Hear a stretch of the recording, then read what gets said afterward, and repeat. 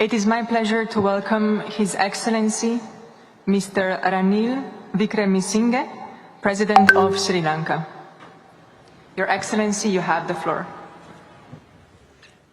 Chairperson, Excellencies, esteemed delegates, at the outset, let me congratulate His Highness and the government of the United Arab Emirates for hosting COP28, and I extend to you my gratitude for your warm hospitality. The UNEP report of 2023, Broken Promises, warns that we are facing a 3 degrees Celsius increase in global temperature by end of the century.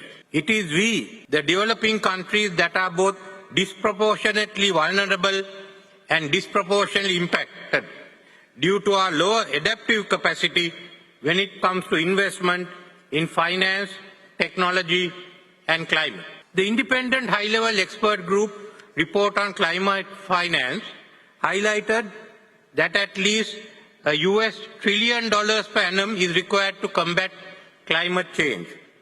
The Transitional Committee on Operationalizing of Funding Arrangements in its report of 4th November 2023 only calls for voluntary contributions to the Loss and Damage Fund. The report makes no mention of the funds needed or who the contributors are. It is silent on the issue of global debt relief. These are interconnected.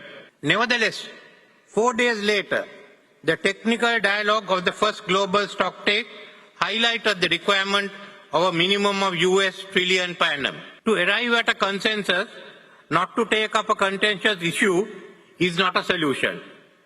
Who are we fooling? Climate justice must be available to all people and all countries. In this background, Sri Lanka will propose a resolution for a climate justice forum, which was agreed upon at the 5th Forum of the Ministers of Environmental Authorities of Asia and Pacific, to be moved at the UN Environmental Assembly of 6 February 2024. The Climate Justice Forum will provide us a platform for constructive and proactive engagements. The Secretary General of the UN highlighted that the era of global boiling has arrived. The enemy is at the gates. We are still procrastinating. We are still forming our battalions to take the fight to the enemy. Therefore, this fortnight is critical. It will determine whether we are capable of providing leadership. Let us prove we can do so by action and delivery. Sri Lanka is committed to 1.5 degree Celsius limit. We are facing a drastic situation.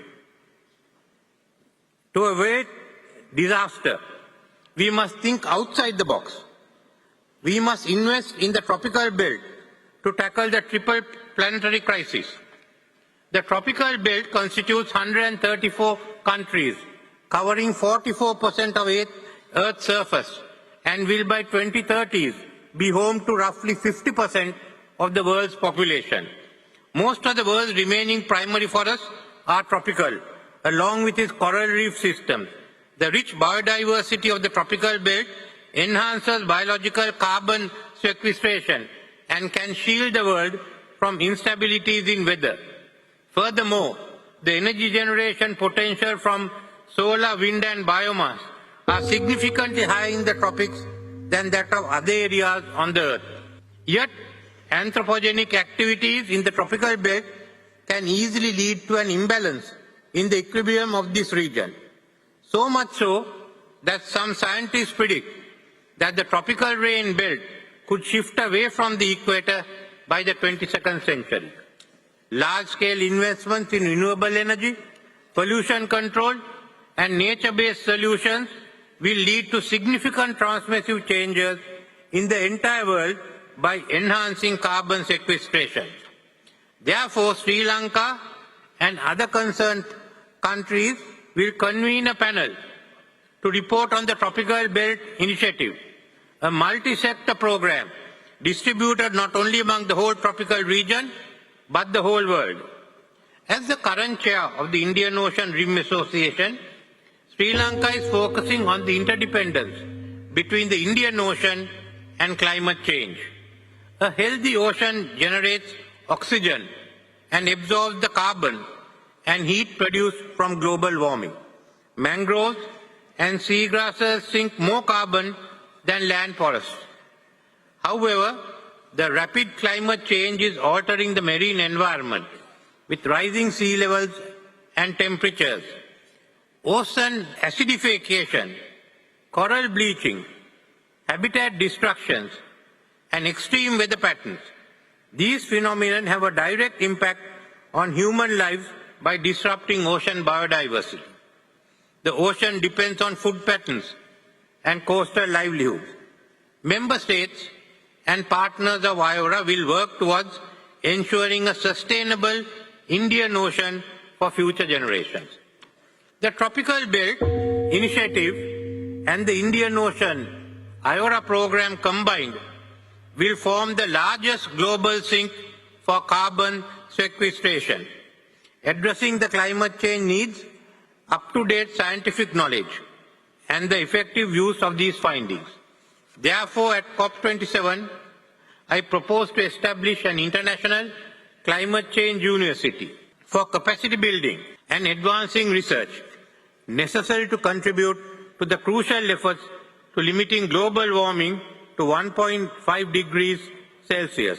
We will be operationalizing the ICCU next year. Thank you.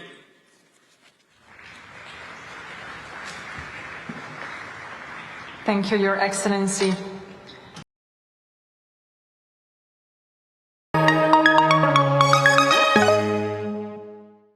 මෙවැනි උණුසුම් පුවත් video කාටත් කලින් දිනපතා දැනගන්න bell සලකුණ ඔබා SL Breaking subscribe කරන්න.